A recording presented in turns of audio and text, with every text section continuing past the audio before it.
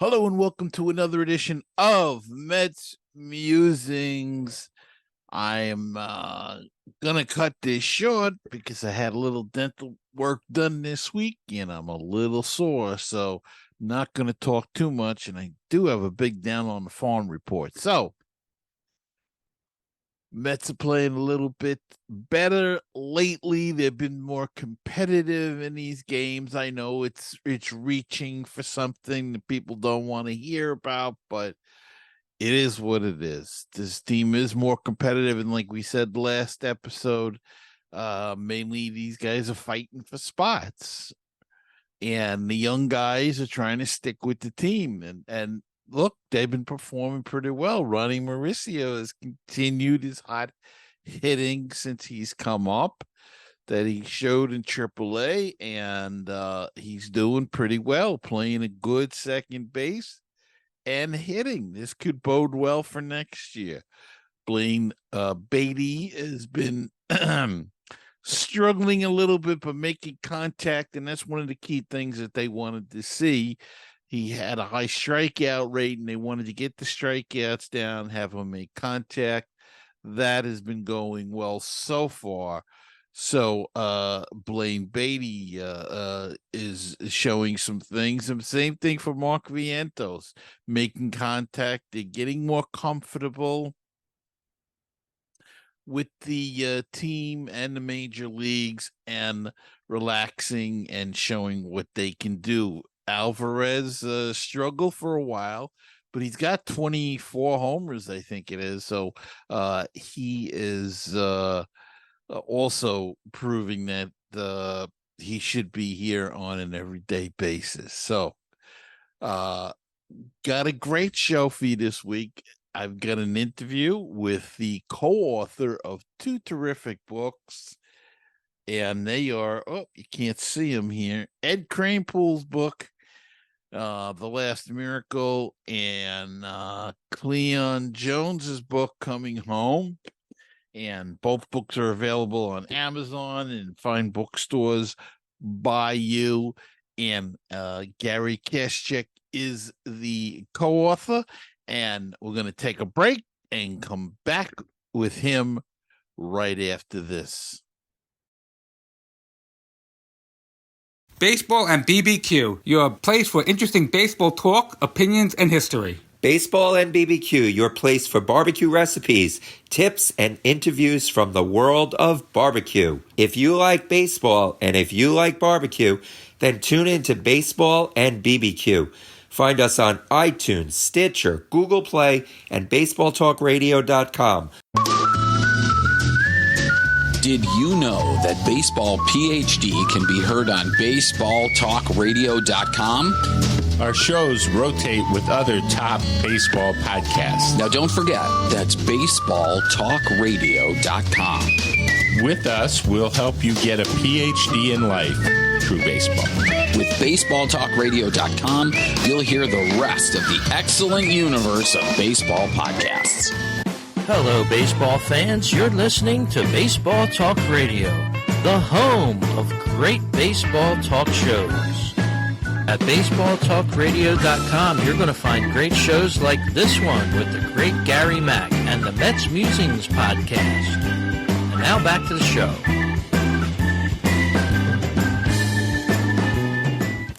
Joining me this week on Mets Musing is the author of not one, but two terrific books that are on the market right now, and they're from our 69 heroes, if you were around to remember them, as well as 73, I might add.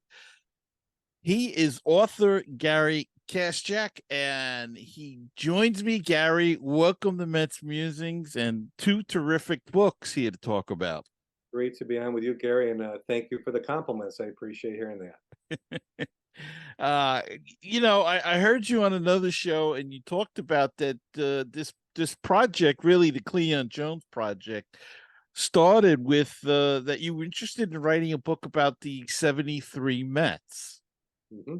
Yeah, so no, the Cleon book had been completed, and then but then I was on the phone with the publisher, and this was 1972, so we had a full year to put together a book on the 73 Mets 50th anniversary. Perfect timing. Right, right. They said if I could find 4 Mets who'd be interested to talk about that year, then they would do it. And I could not find 4 Mets. I didn't have direct contact with only with Cleon and Ed Kranepool. Ed had reached out to a few of the guys. The consensus was, who wants to read a book about a team that lost the World Series? But I so disagreed with that. I It was one of the most interesting seasons you may never see again. right. The team dead last, and dead in the water, and not a chance in the world. And here they come on and not only win the division, beat the Reds, and they should have beat the A's. Shoulda, woulda, coulda. I think back on all that, but I think it would have been a phenomenal book, and I'm still a little bit bummed that we didn't do it. Right. But that spun off into the publisher saying, "Well, wait a minute, Ed Kranepool doesn't have a book," which really surprised me. So I called Ed, and before we know it, we said, "All right, let's do a book." And he had attempted it one other time with another author and didn't get off the ground for some reason. And Yeah. so there I was in the lucky place again. So that's how that all began. And I've had the pleasure to talk to him a couple of times at other book signings that he showed up at, and I actually got to meet him once in his house when he was selling some of the memorabilia to raise some money for his medical expenses. And he said he didn't want to write a book necessarily because of he probably was joking, but he said some of the stories he had to tell or he wanted to tell, he didn't want to tell to piss off other players. So very interesting. So I was very excited when I saw that the book came out, because he's just got he's a wealth of information. Yes, he is. And apparently it must have been the right timing, because he does get into a few people into the book, and not too kind, but it's the way, his perspective, his truth, all very believable to me, every bit of it that he had to say about people. Not afraid to take a shot at somebody. Right. And like, talk about 1965 when he made the All-Star team, and Gene Mauch didn't play him in the All-Star game. Well, Ed kept that in him for 14 years when Mauch became the manager for the Twins and asked Ed to come out to be his DH. And he said to him, "I'm not coming there. You didn't play me in the All-Star game 14 years ago." So he has a memory, terrific memory for all these things. And it's stories like that, I think, that are really captivating parts of the book. Mm-hmm. And both books are very fascinating. Cleon Jones with his upbringing and through his career, and even what he's doing now with Africa Town and working hard there to improve the lives of the poor in his hometown area. And Ed Kranepool with his upbringing as well, as a with a single parent, and his career. And you felt kind of bad for Ed Kranepool in the beginning, not in the I shouldn't say the beginning, but he was so highly touted. And when you think about it now, at 17, to be that touted, and he was going to be the savior of the franchise, and it didn't pan out. He had a terrific career with the Mets, but he wasn't Mickey Mantle, and that's what they had compared him to at a young age. Well, they did that with Bobby Mercer too, and they just wanted Ed to be that guy. And it's awful lot of pressure put on someone, especially going to a team that is going to be losing 100 games a year, mixed in with all these old veterans, many who made it to the Hall of Fame. It went onto his shoulders, and he took it very seriously. He did not like losing at all. No one does, but he didn't want to be part of history on a 120 loss team. He didn't want to be any of that. And so by the time 1969 rolls around, he's ready, and he's ready to go on this roller coaster ride of down, up, and then back down. So he did have a great career. He never really was given a chance to be the starter. I don't think. Always seemed to be some other first baseman in the mix that, with this platoon system that they liked. And yeah, so it's incredible when you really think about it. And as I learned more about him, that he lasted as long as he did for one team. Yeah, yeah, and may have stayed longer, but with the turnover of the owners and everything, that kind of I don't want to say chased him out, but got him to leave. He didn't see the point anymore. He didn't want to go to another team in another city. He felt like he was starting at the bottom again with those Mets teams that were losing more than winning, and he just didn't have it in him to hang around as a pinch hitter for a team that had no chance of reaching the promised land. And I think people forget too that he was a pretty good fielding first baseman. I mean, if given the opportunity, but as we all know, Don Clendenin came in June of '69 when they wanted to get that, as you say, they wanted to get that platoon. They liked that platoon, and Art Shamsky had played some first base as well, and he was relegated to the outfield, but platooning with Swoboda. And I know they both had their differences with Gil Hodges, though that argument was blown up a little bit. I think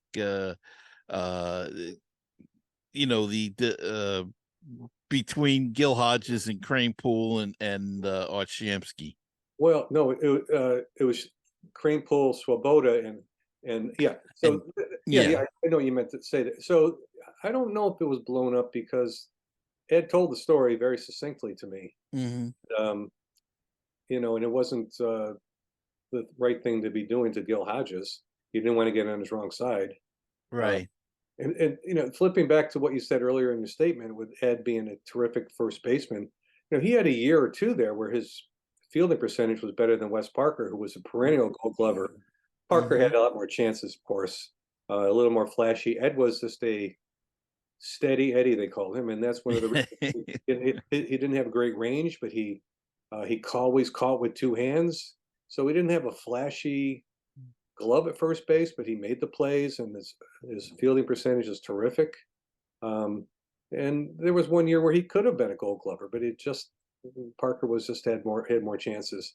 The thing with Hodges, that happened, and that took a couple of years before things settled down and Ed got his chance again. And of course, going to talk about Cleon Jones a little bit, he had the big year in '69 with the 340 batting average, and just was terrific. And a little controversy too, though, with Gil Hodges with the when he took him out of the game, walking out to left field, which was odd. And but you want to talk about that a little bit? Well, talking to the other players, so Cleon, there was so much water. They were getting killed by Houston. It ended up 16-3. Johnny Edwards hit an opposite field double. They just kind of dropped in there and didn't roll at all. It just laid in the water. And Cleon was nursing a bad ankle, and you're not going to go running hard for a ball in the water and slip and then be out for the rest of the year. So, and there was no chance to get him at second base, but it didn't look good. So when Gil came out, I know that Nolan Ryan wondered why he was coming out, because he had just brought him into pitch. And then he walked by Buddy Harrelson. Harrelson wondered, like, what's he got? What's he taking me out for? Then Harrelson, he got out to left field, and they thought, where's he going, into the bullpen? And he stopped with Cleon. So it is a very unusual thing. I don't know if I've ever seen that before. But Gil was walking like Mickey Rivers. Just walking out of his house, going the slowest of it he could. But Cleon said that it wasn't. He didn't take him out because of the lack of effort. However, the perception was that he did, and the other players responded by thinking, "Holy cow, he can take out Cleon Jones, who's leading the league in hitting. Could take anyone."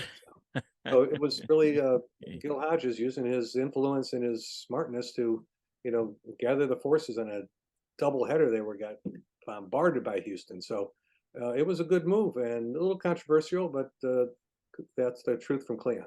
Right. And as you say, that Shea Stadium in those days, boy, that field held the water, as we all know if you were around at that time. And it was terrible until they dug it up later in the 80s and redid the drainage there. But it was an awful mess. So you could see why he did that. But he finished the year, had a great year, of course, the playoffs and the World Series, and the rest is history. But as you say, 73 was a fascinating year for the Mets, and only because they played so bad, and yet were a pretty decent team, and were able to pull it out at the end. Well, the big game there, of course, is the ball off the wall game against Pittsburgh. Mm-hmm. I've never seen a ball hit the top of the fence and come back in with the way that ball did.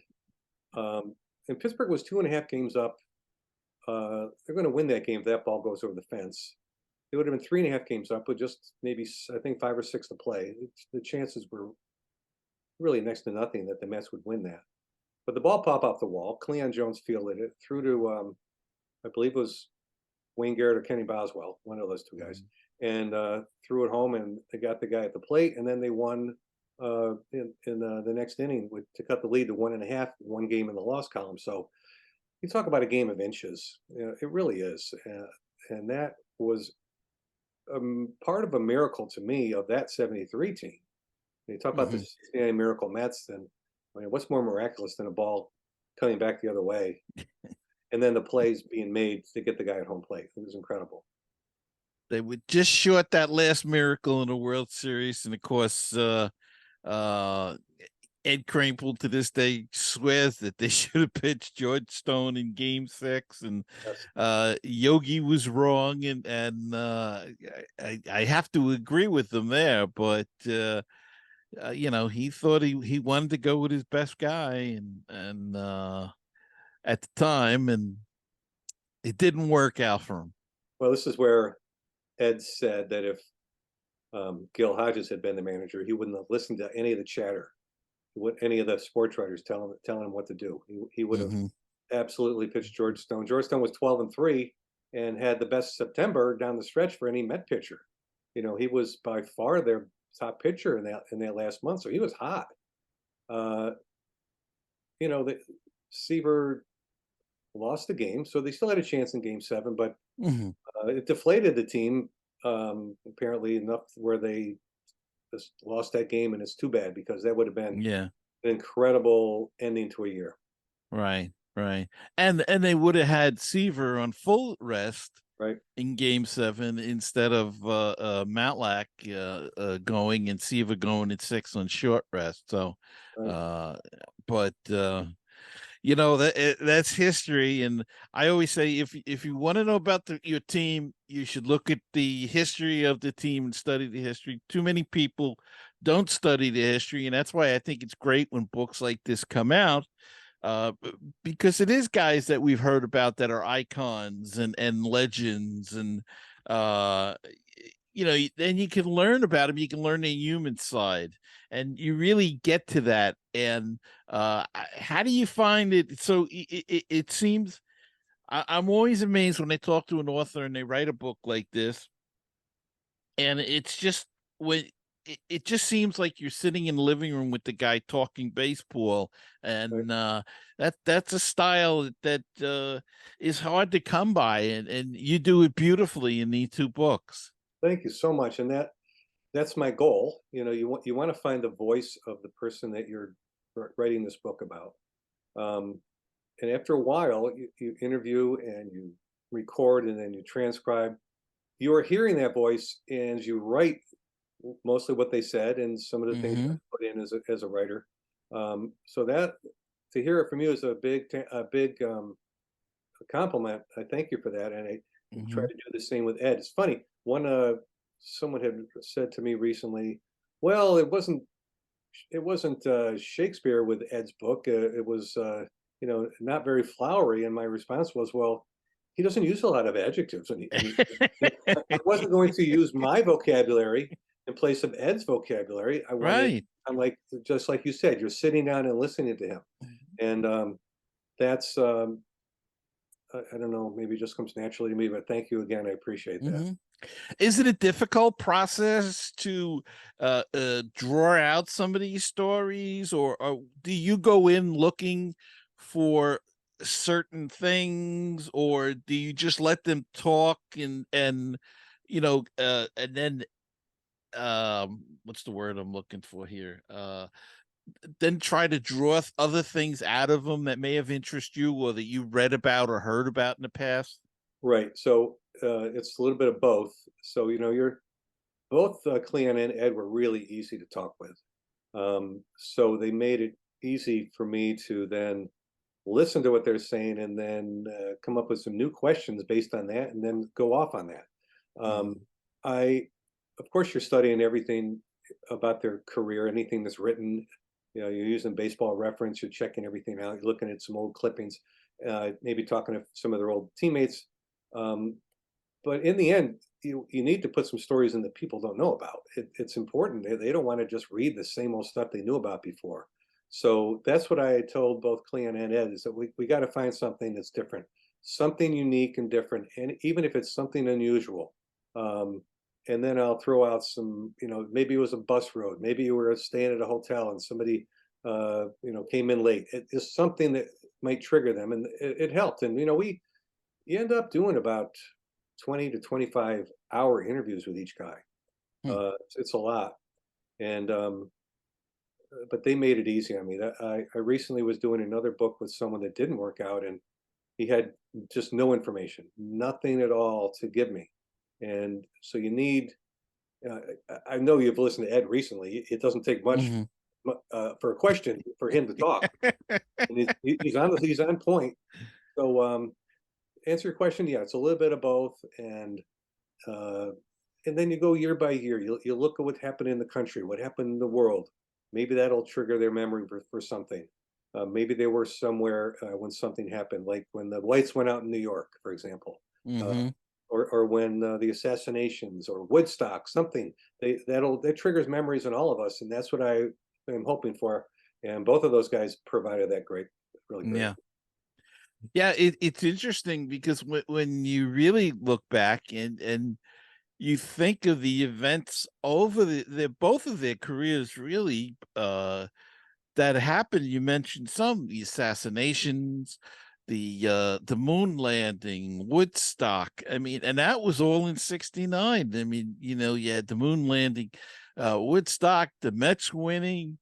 I mean, it was really, and then onwards, the Nixon resignation. I mean, it's just an incredible tie-in with history, and you do tie that in, which is wonderful for people to read.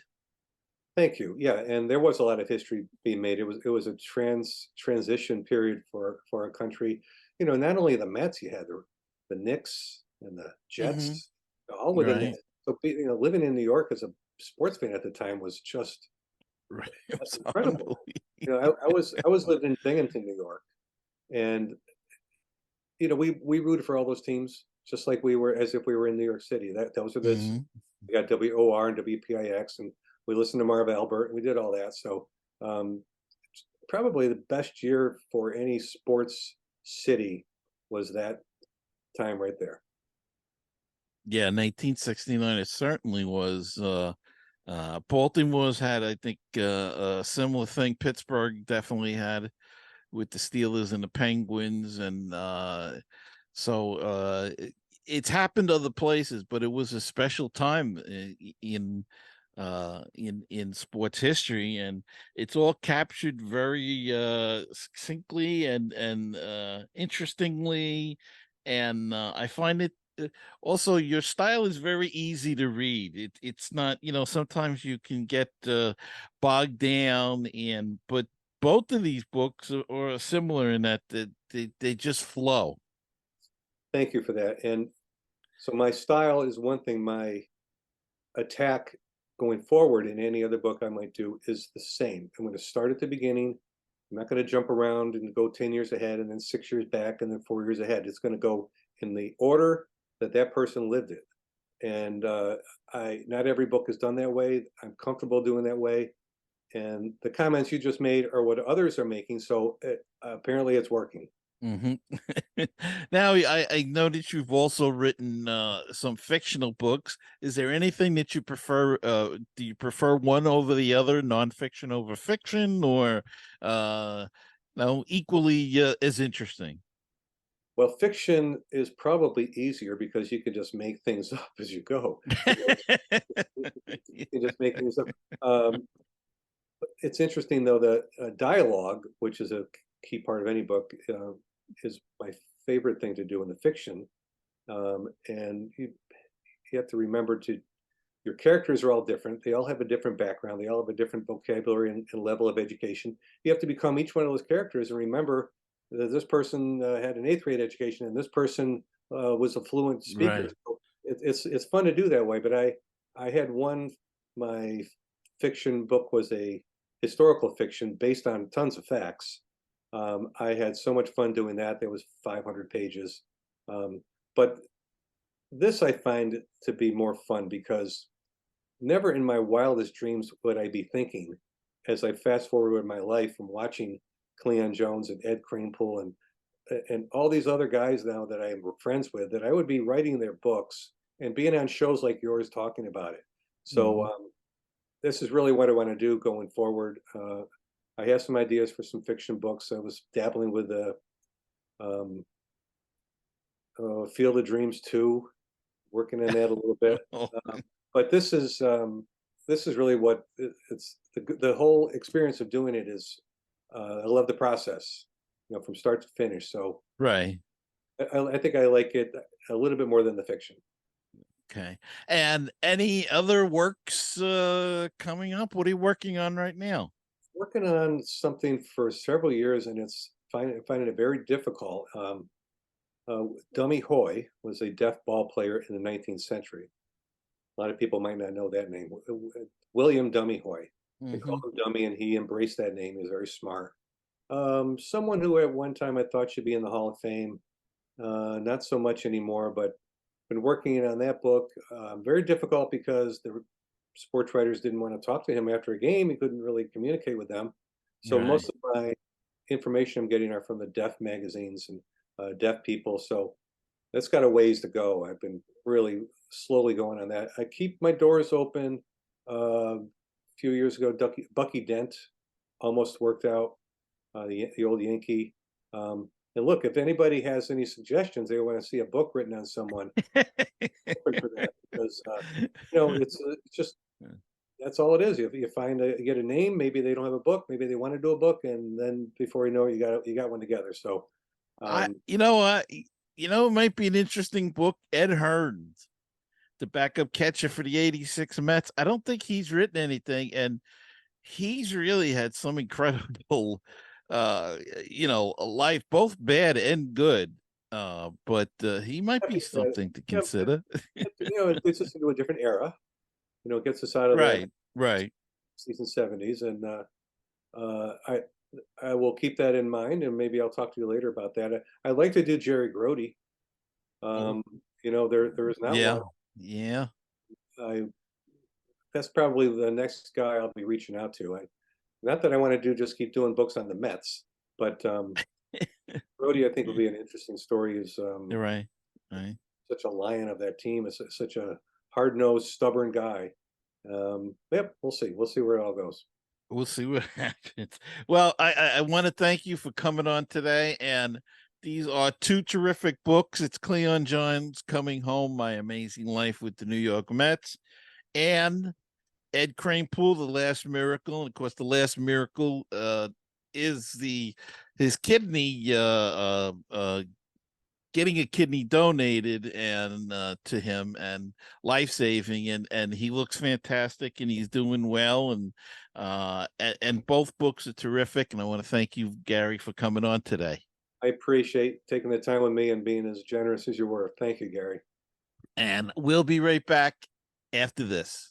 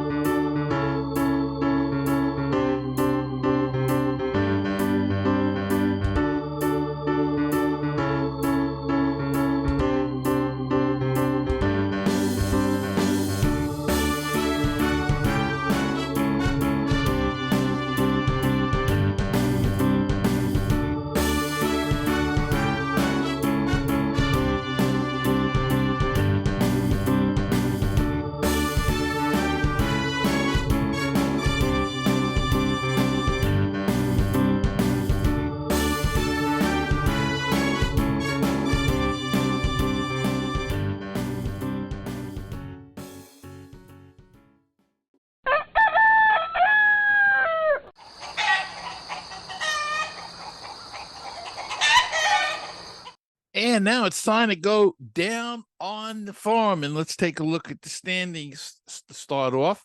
Syracuse is 21-36. They are 14 and a half games back. Next to last place in their division.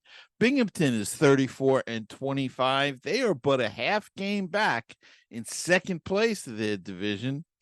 Brooklyn is tied for first in their division. They hold a 36-27 record, and these are all second half records.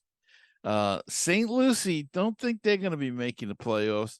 St. Lucie is 19-42. They are 13 games back and in last place in their division. The Mets' number one ranked prospect now is Luis Angel Acuna. He went 3 for 5 with 2 home runs the other night, and it was his first homers, that is, as a member of the Rumble Ponies. He also had a stolen base, so he's starting to feel his way, get comfortable being in a different organization now.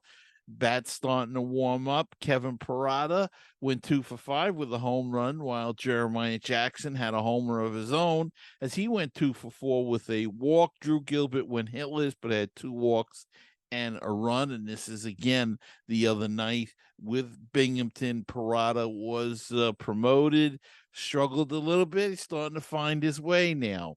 Bat's starting to get hot. Down in Brooklyn, Jet Williams just doing a great job. The Mets' number 3 prospect. The other night, 2 nights ago, he went 2 for 4 with a triple and a walk and an RBI and a run. He's hitting over 300 the last I looked, and is getting comfortable in the minors and finding his way. He's 19 years old, folks. So he's been playing a lot of shortstop and center field a little bit. So they're making him more versatile. And, there's bright spots down there. And these trades, I know they hurt this season, but they've really helped this farm system. And we're starting to see some of the fruits of the trades. And, hopefully we'll get to that point where we'll start putting players in when they get hurt, and when other players get hurt, we'll be able to move a guy in like a lot of these other teams, like Atlanta does. They lose a guy in free agency, they bring another guy in. Of course, pitching now is something that's got to be worked on. But there are some good young pitchers in the system as well. And I would imagine that the draft, next year's draft, the Mets will go heavy on the pitching. Can't say for sure, but I think they feel now that they have a couple of prospects in the system that can hit. And that goes as far as the team with a Mauricio and with a Beatty and a Vientos and Alvarez. And I think as we go forward with Acuna and Drew Gilbert and the other gentleman that they got with I can't think of his name right now, but with a Jet Williams and a Parada and these guys, I think they feel confident that they'll have enough bats, and what they'll probably do is go heavy. It's a long way off the draft, so it's hard to predict, but perhaps they'll go for the pitching and go for college pitchers. We'll have to see how that all shakes out next year when it comes about. But anyway, I think that'll wrap it up for this week's show. I hope you enjoyed the interview with Gary Kaschak. I had a blast doing it. He's a terrific guy. And go check out the books. Ed Kranepool's The Last Miracle and Cleon Jones Coming Home. 2 terrific books, and he's really got a great style of writing. Makes you feel like you're right there talking to the player, and A lot of it is the player, of course. It's his stories, it's his life, but a lot of it is the way that it's taken by Gary Kaschak and put down on paper. So go check them out. 2 terrific books. You know, we're getting near the holiday season. Believe it or not, we're in September. Won't be long before the Christmas displays come out. So these will make great gifts for Met fans. So again, go to your local bookstore or online, Amazon, check it out, pick up these copies of these terrific books. All right, and that's going to do it for me this week. Thank you all for watching or listening. If you are watching on YouTube, please hit the like and subscribe button, and do the same on your wherever you get your Apple Podcasts or Google Play or wherever you get your audio podcast from. Hit the subscribe button. This way you'll always know when another edition of MetsMusings is coming out. So until the next time, remember to keep the faith, stay optimistic, and let's go Mets. And I'll see you the next time on another edition of MetsMusings.